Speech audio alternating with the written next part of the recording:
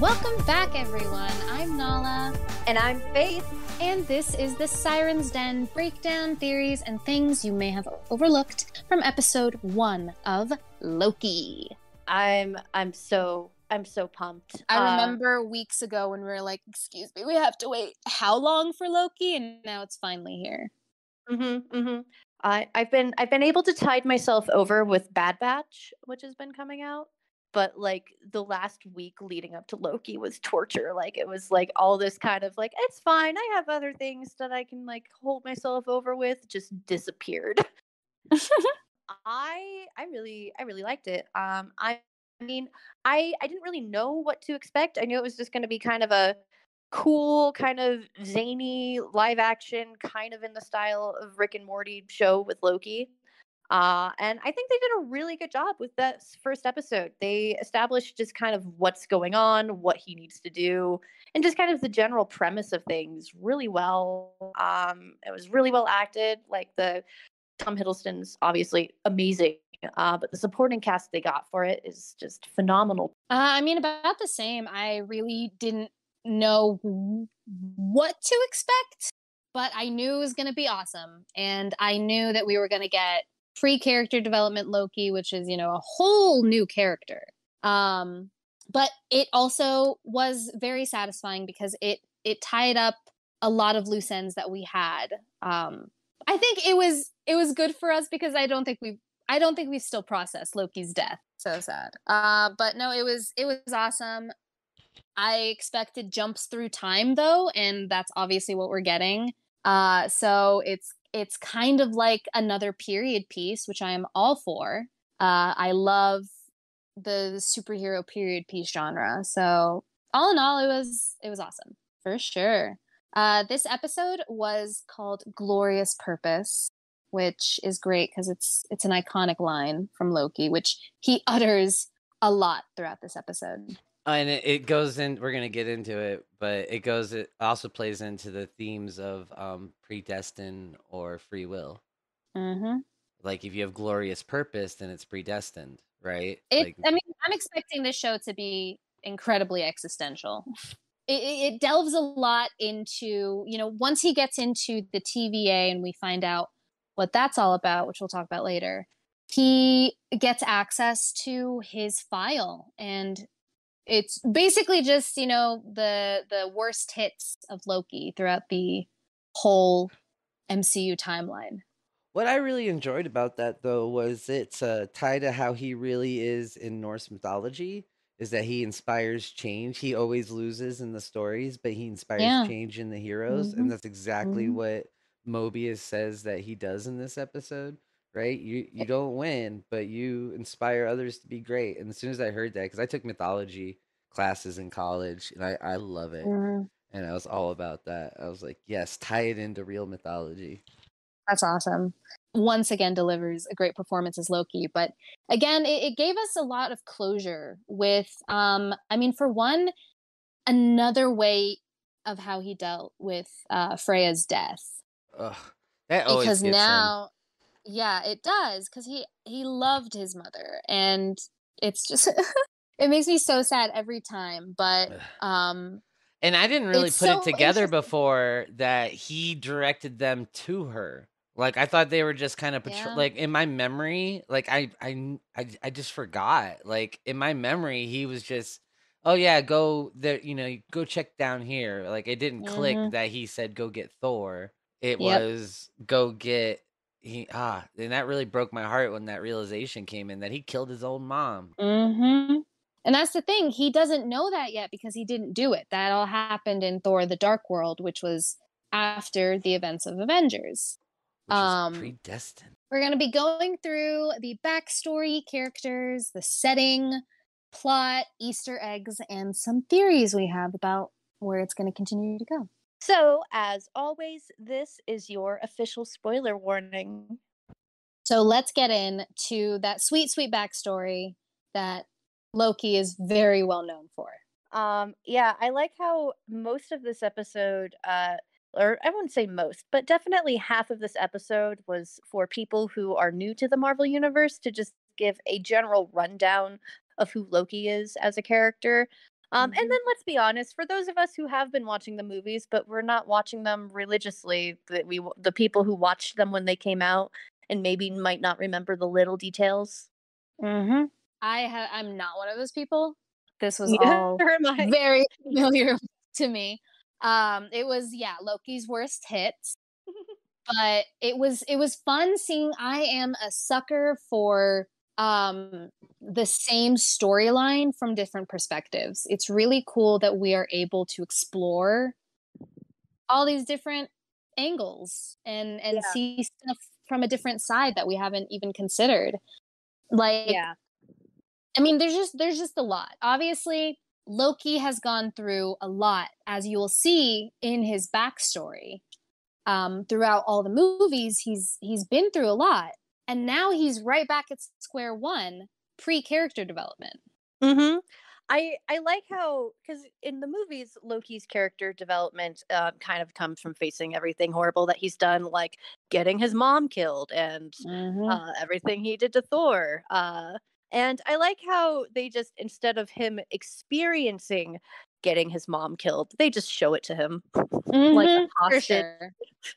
For sure. And it's like it was such an interesting episode to watch, or like such an interesting concept, because that didn't happen to him. Yet it happens in a couple of movies in Thor the Dark World. So he has no idea. And again, I'm very intrigued to see. This will probably happen, at the end of the show. The goal is for him to get back to what they call the sacred timeline. So I'm intrigued to see what he's going to be like going back. Is he going to remember everything that he's seen? And how does that then impact the sacred timeline moving forward? Yeah, I think it's really interesting because, as we know, Loki did go through a bunch of character development throughout his time in the Marvel Universe, and we went through that character development with him.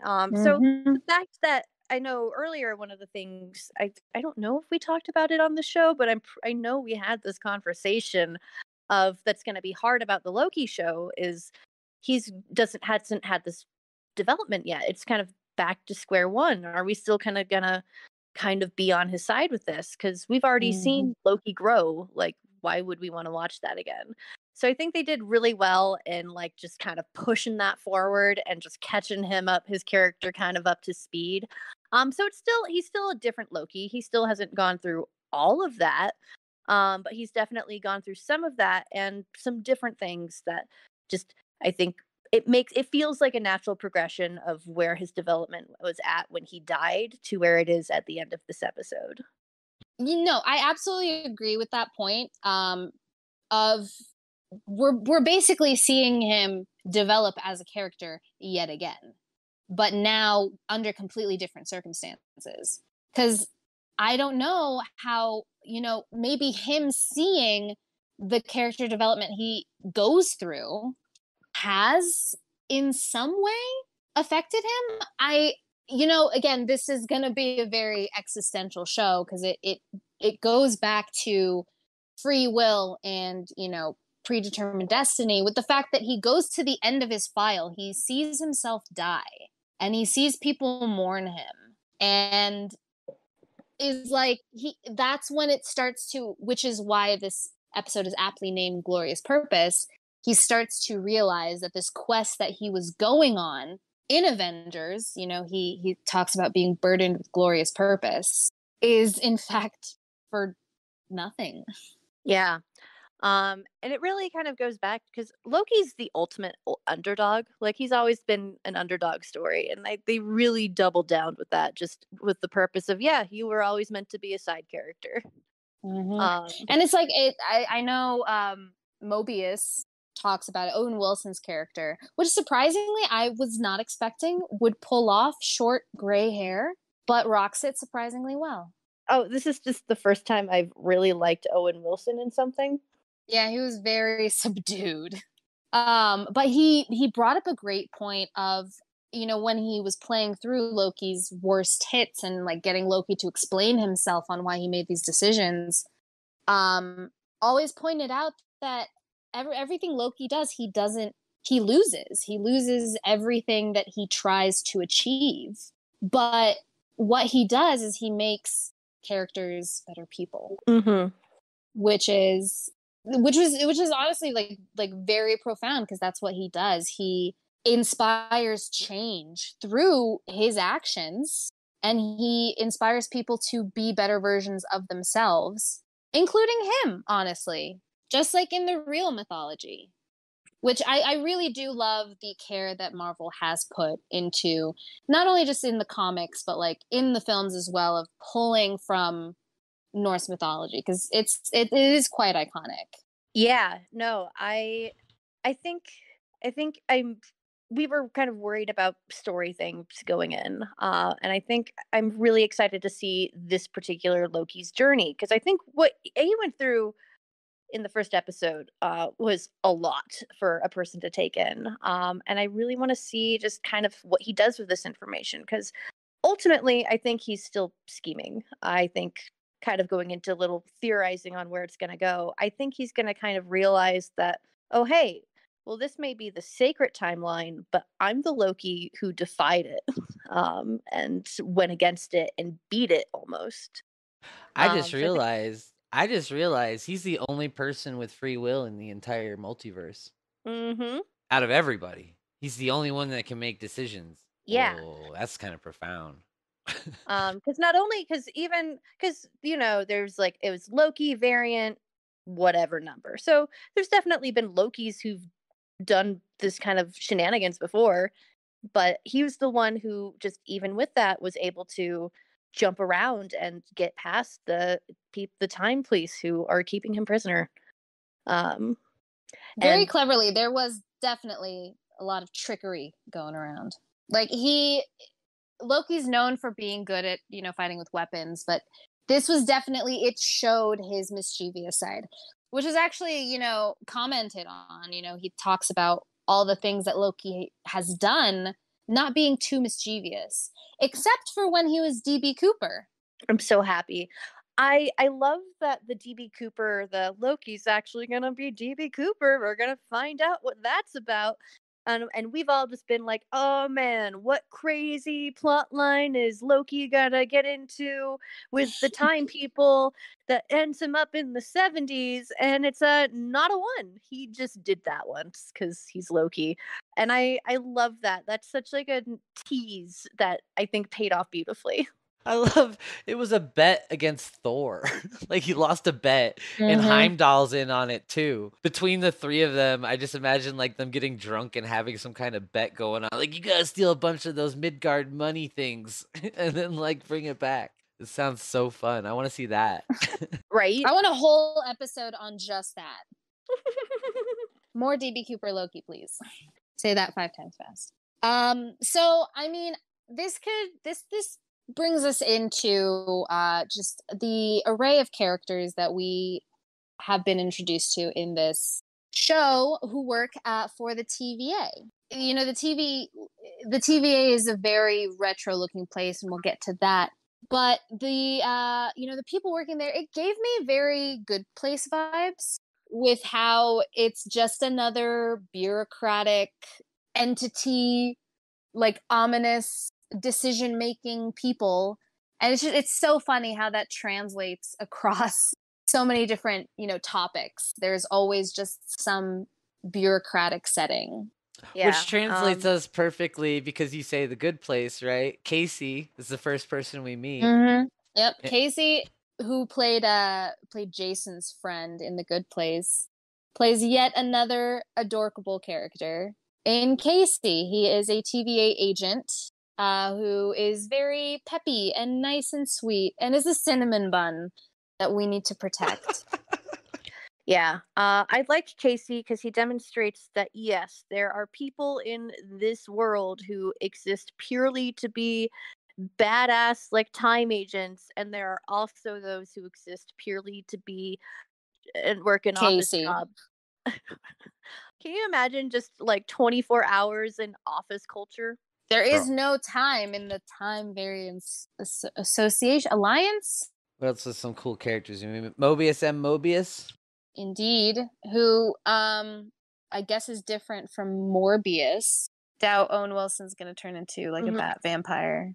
Yeah, well, you see, one of them has an R in their name. Oh, of course. Yeah, subtle difference, but good catch. He's been great. He's been playing his kind of usual Owen Wilson kind of snarky, witty character, and is honestly a good match for Loki because he doesn't take any of his crap. And Loki, you know, he hails from royalty. He's not used to being talked down on like that. And he's like, we both know you love to talk. Talky. He's so funny. I love him because he's a lot like if Loki was a bureaucrat. I think that's also part of it. For They're sure. very He's similar. also kind of, he does strike me as someone who would kind of be a trickster. But he also, you know, kind of believed in Loki in a way that, you know, he saw something in Loki that no one else saw, you know, hence the fact that he got him right before he was about to be reset. He was found guilty and about to be reset when he was brought on. But he also has ulterior motives. It wasn't because he's nice and he thinks Loki should get a second chance. It's because he also needs Loki's help. To take down some stuff that's been happening in various timelines. So I have no evidence for this yet. It's just kind of baseless theorizing. But what if Mobius? What if he's working with Lady Loki to bring the whole thing down, and that's why he has this Loki to get in on that, and that's going to be the reveal that he's turning against the system. I could see this either being his first case or this being like he's been a senior at this at a while, and that's why he's like jaded and wants to destroy the system. Well, I'm excited to see how their relationship goes. It seems like a lot of this whole show is just going to be absolutely chaotic. So let's go into the plot of this episode. It was a very expositional episode. You know, a lot of stuff, a lot of information was thrown at us that we're going to have to process as the show goes on. But, I mean, it first starts out right where it left off in Endgame, Loki taking the Tesseract and disappearing, landing somewhere in the desert, going on his whole spiel again, because this is post-Avengers, the first one, about how he is going to rule everyone. But before that happens, he kind of gets interrupted by the TVA and their the time cop assigned to him, who, I mean, a hilarious part of the episode. You know, he charges at her and she hits him with her baton, and it doesn't like zap him or anything. It just makes time move differently for him. So he's moving super slow-mo. Everyone else is fine, but he's still feeling the pain, that very, very slow, excruciating pain. That was a moment because the creators, there's an interview with them where they said that one of their kind of vibes that they want to go for with the show is Rick and Morty. And that was the moment that I was like, there's the Rick and Morty. There it is. That makes sense. So it's kind of cool to see those influences come through. I really like it when TV creators and just, you know, creators in general are like open and honest about what their inspirations are and like what the homages are. Because I feel like some people, like in a lot of like TV shows, I feel like do this where they're like, oh no, we're our own thing. We thought of this. We're nothing like anything else. Where this one is kind of acknowledging, there's a lot of good content out there that's fun to homage that like we can kind of build something with. For sure. No ideas original. I'm just gonna put that out there. Yeah, and if you're pulling from, it's good to pull from cartoons where you can break reality even more and push the limit, because then translating that over to live action means you're going to be pushing the limit of what live action can do more often. And I like that. So we get taken into the TVA where we first meet Casey, who has his own little, you know, obviously hilarious introduction. Gets funnier during the rest of the episode. What is that? The Tesseract sounds lame or sounds stupid. but then Loki gets stripped down. He gets told, well, first he gets kind of, roughly handled and is like, you better watch out. This is like fine Asgardian leather. Better not have a scratch on this. And they're like, okay, we're just going to disintegrate it. Yeah. We talked earlier about, like, Loki just going through, like, just being very humbled in this episode. And just everything about the TVA, like from Casey to these stupid robots to like the "Are you a robot?" test that comes after this is just humiliating and degrading. Having him sign for every word he's ever said. Like one Tom Hiddleston, great actor that he is, when Casey had his that sounds dumb, like just so genuinely, like not trying to be malicious about it, just an observation about this thing that he holds in his hand. That's stupid. So funny. So good. He got told the most important thing in his life is stupid. He got stripped naked and he had an existential crisis in about like 10 minutes. And that was before he went through his future and saw himself die. And he just lost to the Avengers like an hour ago. Like he's having a hell of a day. He's like, today's not my day. But he also gets played around with the collar that they place on him, which is able to send him back in time to essentially, like, he can't run away because they'll just zap him back to the time when he was right next to them, which he tries multiple times. So yes, he does get humiliated, and I think it's very funny because it's interesting because we grow to love Loki by the end. But he is back to when he was a little crap. Yeah. And we're kind of like, we're kind of back to how we were by the end of Infinity War. Like, watching him get beat by the Hulk, like pummeled by the Hulk, was absolutely hilarious. And yeah, that did just happen like a couple hours before this. And you just can't catch a break. Yeah. I like that, like, because this whole experience at the TVA is just like designed to humiliate him, like every aspect of it. And I like that the cherry on top is at the end when he finds out that these guys use Infinity Stones as paperweights. Like, just to demonstrate how powerful this stupid bureaucracy is. Wild. So he goes through all these tests, and he once again with the humbling and the humiliation of going through such mundane things like taking a ticket, walking through a line, and walking through a line, even though he's one of the only two people in there. But if you don't have a ticket, you get zapped, and he doesn't want that. So the scene was also fun because we got more backstory into what exactly the TVA is. Yeah, so Miss Minutes in the propaganda film, it's when he's in the TVA waiting to see a judge for crimes that he doesn't know what he committed. Essentially explaining the whole deal with these guys, that there was this is a propaganda film set like those 50s propaganda, those 40s, 50s propaganda films. It was kind of animated in that same style that Marvel viewers we've seen before with WandaVision, with the second episode opening. But it's essentially Tara Strong is Miss Minutes, who is just this clock with a southern accent. She's so cute.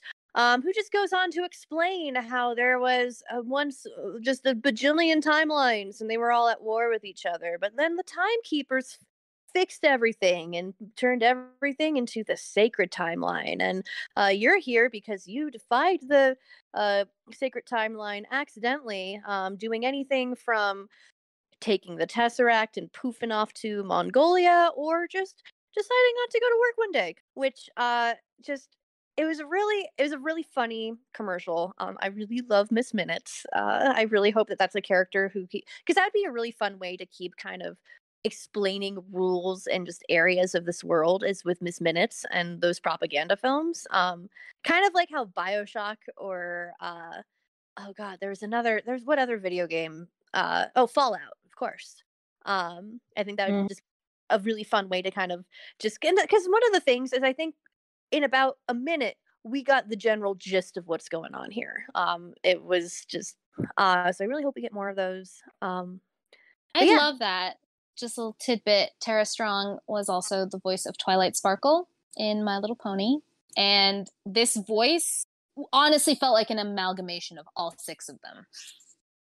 She's also Bubbles and Harley. It was bizarre. Oh, no, of course. Bubbles, Harley, Timmy. Mm-hmm. Iconic voice actress, and I'd love to see more of her, for sure. Miss Minutes was very well done. I also like that they're clearly spending Marvel money on every aspect of this thing, down to the voice acting. Oh yeah. Like they got Tara Strong for this. They're not gonna like they know how to pay their people. Who's the best voice actress we can get for this? Yep. Mm-hmm.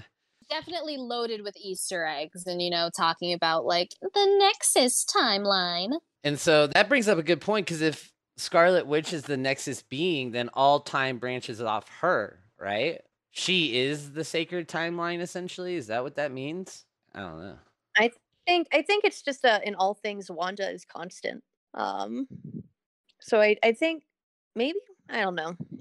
Well, if in all things Wanda's constant, then that's the timeline. Yeah, Wanda is true. The timeline. We all live off of Wanda. Wow, that's kind of deep and crazy. So that's interesting. If this is the sacred timeline and there is going to be this multiverse of madness, I think, something is probably going to happen to it. And Wanda would probably be the key to getting it all back together. Interesting. We did reruns just that earlier. His magic doesn't work. Oh yeah. I think just cruise through these ones real quick. Yeah. So and the trial introduces us to Ravonna. So and it gives us more insight into the people at the end of the time.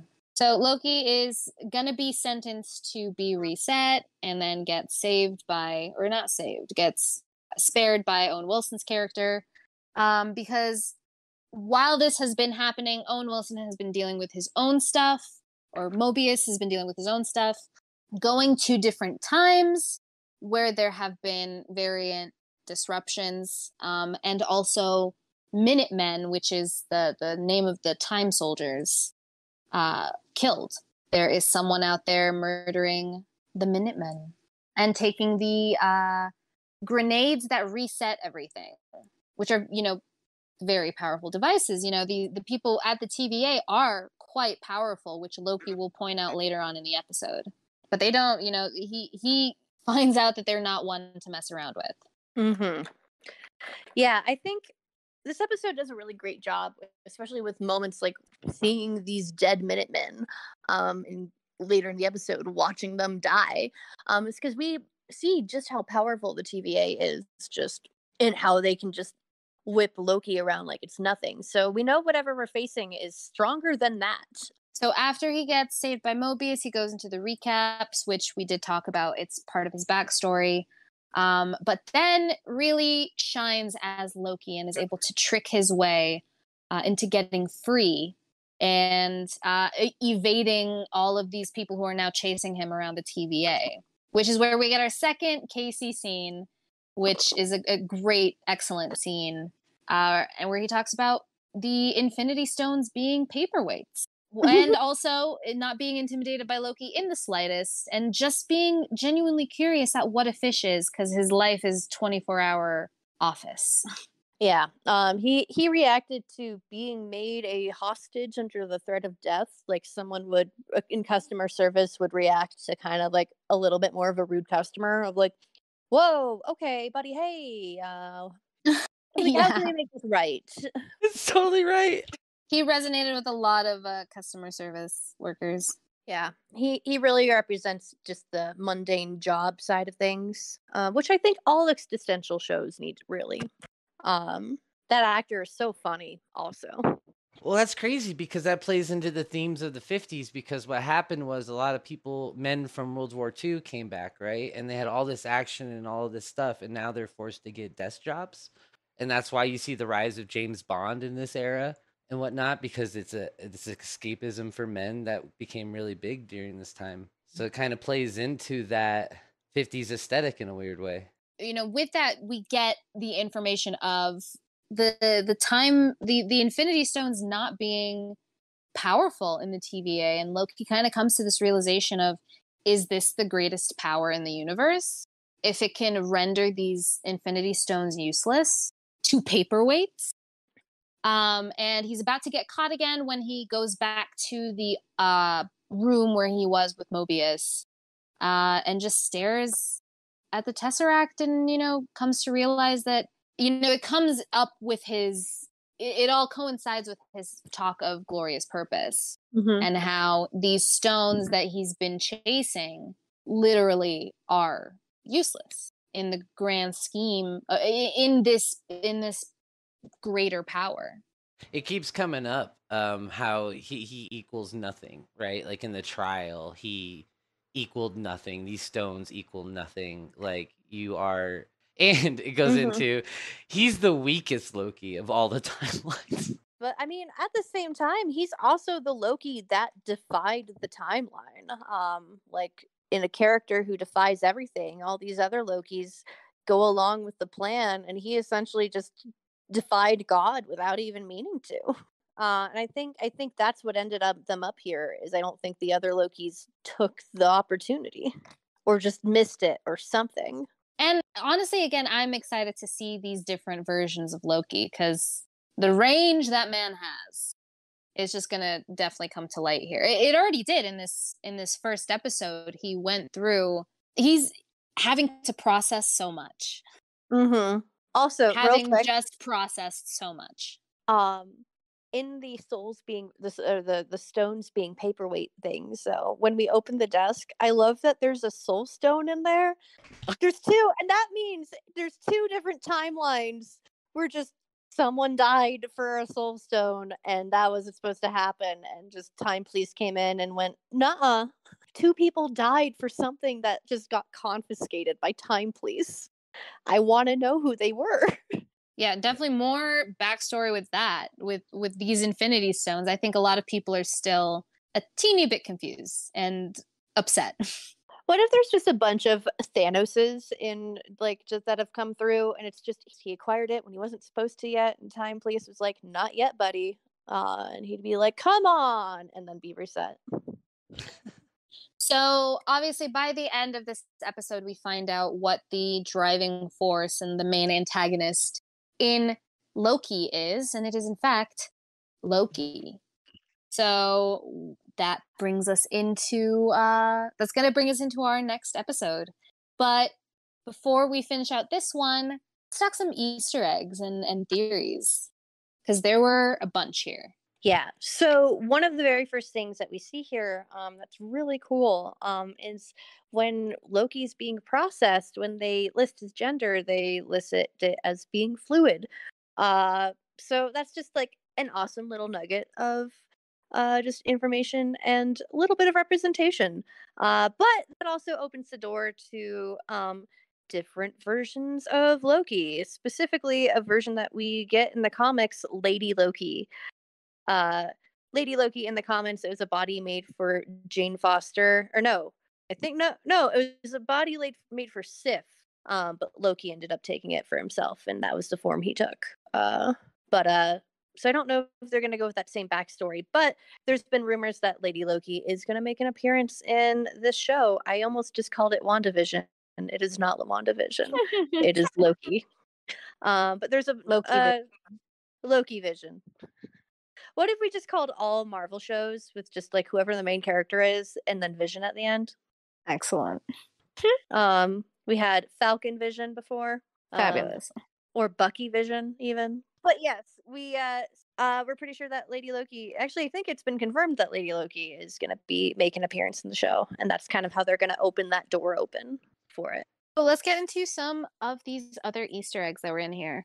There was a quick shot, like a blink and you miss it, of Peggy Carter in the background.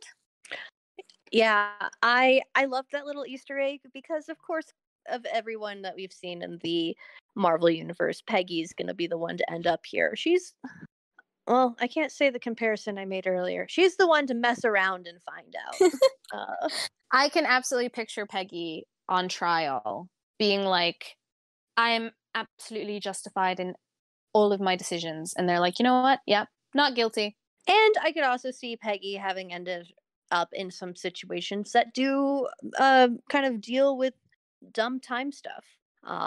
Just kind of given how deep into world secrets that she was in the 40s. And what else? So the Timekeepers, they are who created the sacred timeline. In our Miss Minutes short, they are introduced. There's 3 of them. They fixed the whole ding dang thing. They're the creators of the time place, the time bit, the TVA. I really should start calling it the TVA. Do you know why they have the sacred timeline? Do you know why? I do not. So they only exist at the end of this one timeline. So you imagine a tree that goes off to one branch. That's the only timeline they exist, and they exist at the end of time. So to ensure their existence, they send people back to make sure it doesn't branch off and their timeline still exists. So really, they're bad guys ensuring that there's no free will. That way they can exist at the end of time. It's like a very comic book thing. And if you change anything, since you're at the end of time, if you change anything, it will go haywire, right? Anything. Because then you don't exist, and that creates a problem, right? So it's very comic book. And that's my segment. So I think it's really clever what they're doing to bring Minutemen into the timeline. Lady Loki's just placing artifacts and things that don't belong from years and years into the future, usually. And then they show up and, get taken down, and the grenade gets stolen, most likely to cause havoc and probably blow up the sacred timeline, bringing back that multiverse of madness, which was another little Easter egg in the Miss Minute video, talking about multiverses and talking about madness specifically. But also because Kevin Feige has said that Loki is probably the one show that has the most impact on what Phase 4 is going to be, which once again just goes back to who he is as a character. As Mobius said, he inspires change in other people. So that, I'm really excited to see where they go next. They're probably just going to keep dropping more Easter eggs. I will say though, in the temple, it was very funny when they go to the church and see the girl with blue gum. That was the variant that's what disrupted the timeline there. Yeah, it's not something too drastic, but it's something tiny enough to not be there. And that's what brings them in, and it's all bait. So when the little girl was asked who did this, she points to the stained glass picture in the cathedral, which is just very funny. I feel like, even though I'm pretty sure the show was finished a while ago, and they didn't know how much this Mephisto thing would blow over, but it feels just like another little thing to me that people would have been like, oh, it's Mephisto for sure. Yeah, but it's really not. I feel like they have to be building towards a Mephisto, right? Like, I mean, I think it was because of the horns, but like they have to know by Loki that the Marvel people aren't going to look at just an image of a devil, something we've never seen in the Marvel universe, and not think that. So either they're really good at just messing with us, and they just decided Mephisto is the character to mess with them with. Because we talked going back to WandaVision. No way they didn't know that that's what people were gonna think. Or they're building towards a Mephisto, maybe not even in Loki, but he's out there. Like, I never really read too much comics that Mephisto made an appearance with, but like, I know of him. He's not like some little unknown weird villain in the Marvel universe. Like, he's one of the main Marvel villains. Like, no way they don't know that that's gonna be associated with him. I mean, we've done cosmic, we've done global, we've done city, right? So the next place is things like that. We got to deal with like the supernatural and time and like. Yeah. So I feel they are hinting, not even in Loki, just in Marvel in general, Mephisto at some point. So we'll see. I could just be the fool and be screaming about Mephisto forever until I die. But I think he might be coming. Just not in this, but I think he's out there. So tune in to our next episode as we go deeper into this crazy, chaotic show. Tell us what you thought of the pilot of Loki in the comments, or send us an email at sirensdenpodcast@gmail.com or DM us on Twitter. Thank you to Ty, our producer, for chatting with us, and to Sean Thomas at the studio for our theme song.